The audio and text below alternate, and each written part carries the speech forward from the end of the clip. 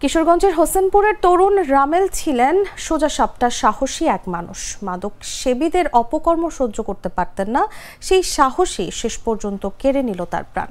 কয়েকদিন আগে হোসেনপুর উপজেলা তেতুলিয়া গ্রামের মোহাম্মদ নাইম নামের এক মাদক সেবীকে মাদক সেবনে বাধা দেন পাশের জিনারি গ্রামের রফিকুল ইসলামের ছেলে রামেল। কথা কাটাকাটি থেকে শুরু হয় বিরোধ। কয়েকদিন পরেই সেই তর্কের ভয়াবহ পরিণতি।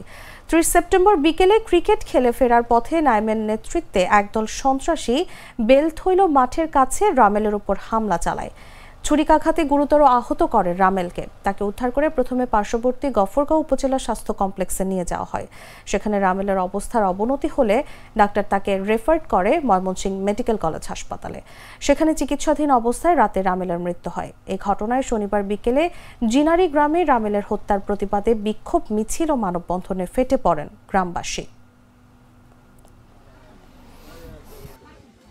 পয়সা করি না, আমি গরিব মানুষ, আমার একটাই বলার, আমার কামারে খাওয়াইতো, এই বলার আমার মাই আছে।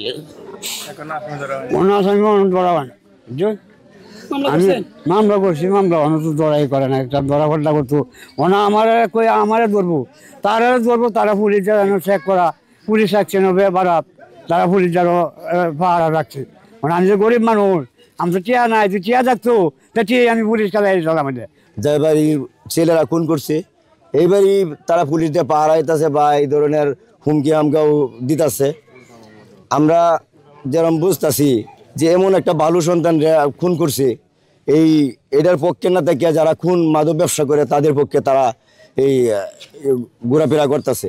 তার ঘটনায় রামেলের বাবা গত 3/10/2025 তারিখে নাইম সহ 5-6 জনের বিরুদ্ধে একটি হত্যা মামলা দায়ের করে। আমরা মামলাটি এজাহারভুক্ত করেছি এবং এই মামলার তদন্ত এসআই খালিদকে দেওয়া হয়েছে এবং সে মামলা তদন্ত করতেছে এবং আসামি ধরার বিষয়ে আমরা আমাদের সর্বাত্মক চেষ্টা চালিয়ে যাচ্ছি।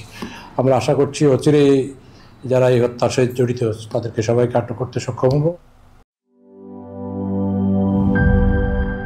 বান্ডেল থাকলে প্রতি সেনমানিতে টাকা বাঁচবে। বিকাশ সেনমানি বান্ডেল কিনে জিতুন প্রতি লেনদেনে।